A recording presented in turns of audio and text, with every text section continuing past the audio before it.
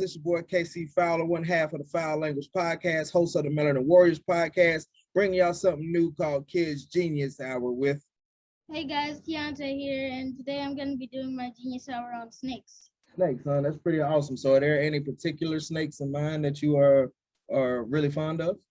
Well, I have 5 that I want to share with you guys today. One of them being the brown tree snake. Okay, so tell us about the brown tree snake. Well, the brown tree snake was actually found out about after World War II, and it snuck on World War II military cargo.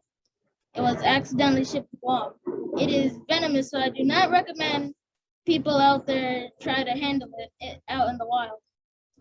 Fun fact, my mom actually is from where brown tree snakes are, and she's killed a few before. Okay, wow. All right, so they're very venomous, so you wouldn't recommend anybody coming up close to a tree snake. So is there anything in particular about the brown tree snake? Why is it called a brown tree snake?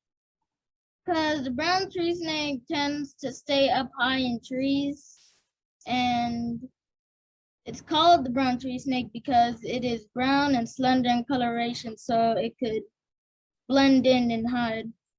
Really? Oh, okay. That's pretty awesome. That's pretty awesome. Okay, so you said there are some other ones that you were real fond of. So what are the other ones, Keyonte? Another one would be the sidewinder rattlesnake. Okay. Now this snake can be found out there in the Sonoran Desert in Arizona. And it is incredibly venomous. And a few fun facts, actually. It is known as the horned rattlesnake. And it is the fastest moving rattlesnake out there.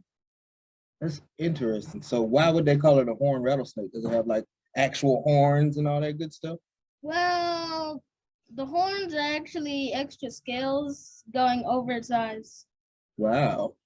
That's very interesting. What kind of what does it eat? Does it eat like birds or something? Like what does this rattlesnake eat? It eats small mammals and lizards and actually uses its tail to lure in lizards so it could eat them. Oh, okay. So that's the snake that has like a spider tail? No. That's not that one? Okay, so No. what kind of tail? How does it lure the prey in? I'm not really sure. I guess it uses its rattle to lure in lizards. Then it comes around and eats them. Okay, all right. So snake number 3, what we got? You have the Burmese python. Now this snake can be found in Florida and the Florida Everglades. This thing is a 12-foot beast. 12 feet. It is in That's fact taller than me and you put together plus from.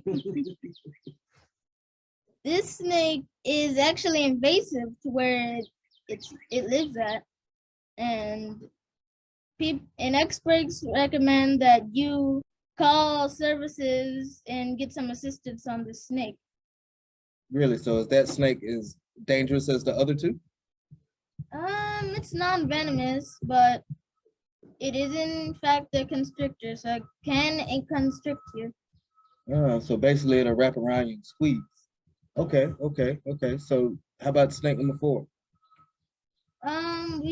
For snake number 4, we have the Western diamondback rattlesnake.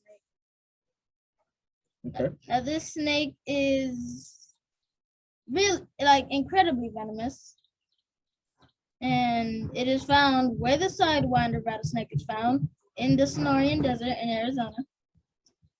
So there are a lot of poisonous snakes in Arizona, huh, guys? Experts do not recommend you try and handle the snake out in the wild. These snakes can grow to about 5 feet or so. About as tall as me.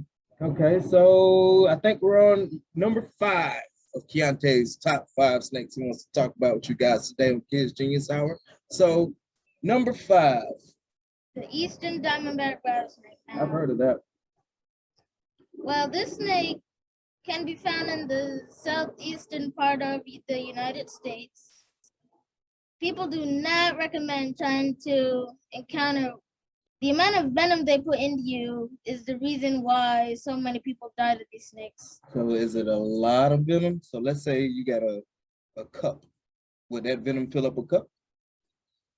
Not really.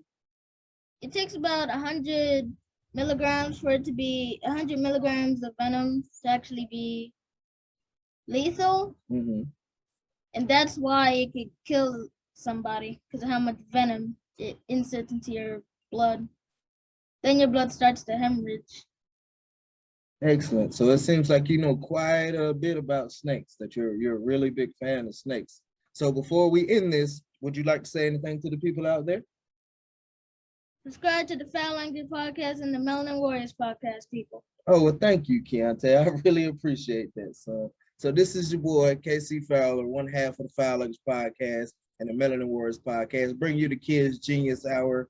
Make sure you like, subscribe, share, all that good stuff. And look up some of these snakes because they're in the States. They're close by you, you know, and they could be dangerous. So you might want to know what you have around you in your yard, things like that. And with that being said, ladies and gentlemen, we out.